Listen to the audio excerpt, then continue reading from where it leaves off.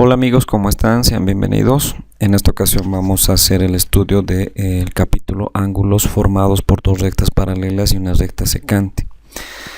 Bien, vamos a empezar entonces dando unos conceptos iniciales que tienen que ver con pares de rectas coplanares, es decir, pares de rectas que se encuentran dentro de un mismo plano. Entonces tenemos los siguientes casos. El primer caso sería el de la recta L1 y el de la recta L2. Entonces estas son dos rectas que no tienen un punto de intersección. Por más que prolonguemos, entonces no se van a cortar en ningún punto. Entonces este tipo de rectas se definen como rectas paralelas, ¿no? Muy bien. Un segundo caso sería el de las rectas L3 y L4, ¿no? Si observamos, estas rectas sí tienen un punto de intersección que le podemos nombrar como el punto O. Entonces estas rectas se definen como rectas secantes, ¿no? Y finalmente tenemos el caso de las rectas L5 y L6, que en realidad es una derivación del segundo caso. Entonces estas rectas, al cortarse, están formando un ángulo de 90 grados, por lo tanto este tipo de rectas se definen como rectas perpendiculares. Muy bien, vamos a hablar ahora un poco de la notación. Vamos a hablar solamente de este primer caso, vale decir, de las rectas paralelas. Entonces, ¿cómo vamos a denotar este tipo de rectas? Nosotros vamos a escribir en este caso L1, vamos a escribir L2. Y para decir que estas dos rectas son paralelas, vamos a escribir el signo de paralelismo, ¿no? Que son estas dos rectas oblicuas. Entonces, siempre que veamos este símbolo, significa que la recta L1 es paralela a la recta L2. Muy bien, continuemos.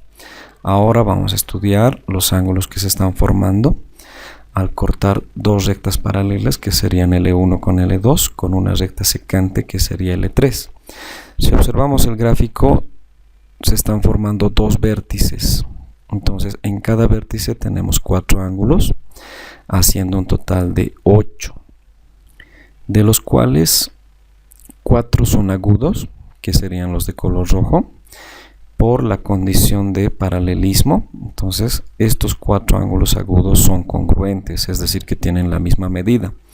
Entonces, si a este ángulo le ponemos alfa, entonces los otros también tienen que tener la misma medida, es decir, que también tienen que ser alfa.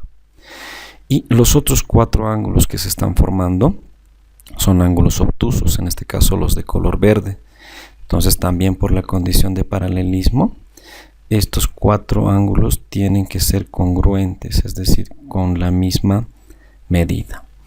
Bien, ahora ya estamos en condiciones de estudiar las propiedades.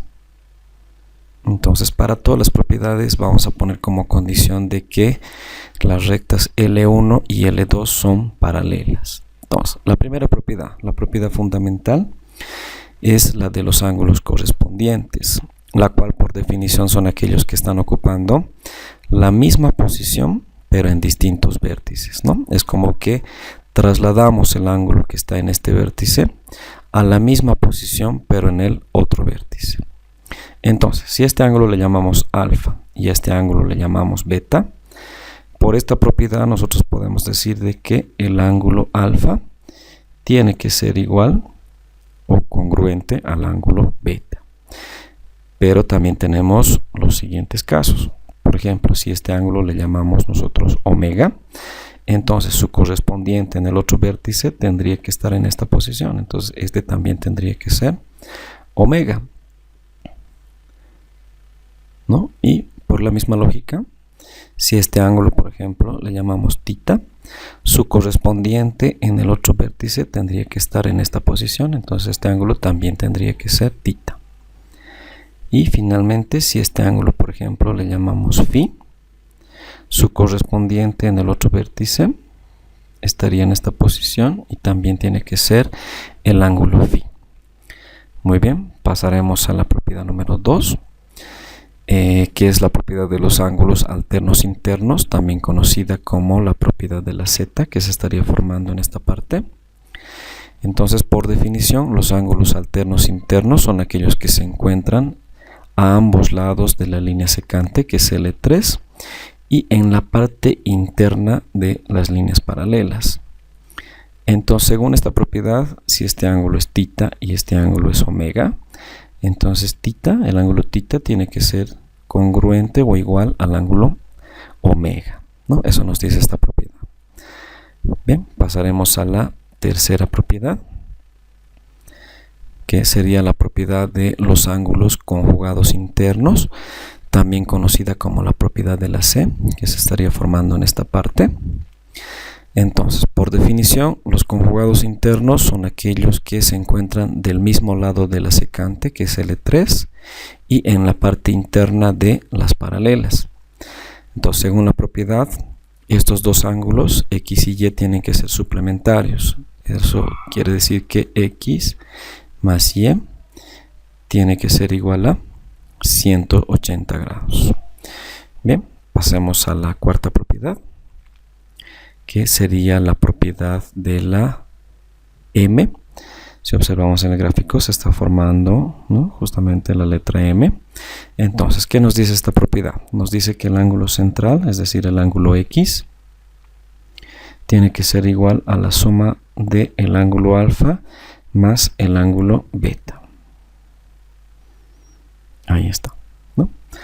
Vamos entonces a la quinta propiedad, la propiedad del serrucho, ¿no? Por la analogía, parece un serrucho. Entonces, ¿qué nos dice esta propiedad? Nos dice que los ángulos que se están abriendo en esta dirección, es decir, en este caso, los ángulos que se están abriendo hacia la izquierda, tendríamos entonces alfa, beta y θ.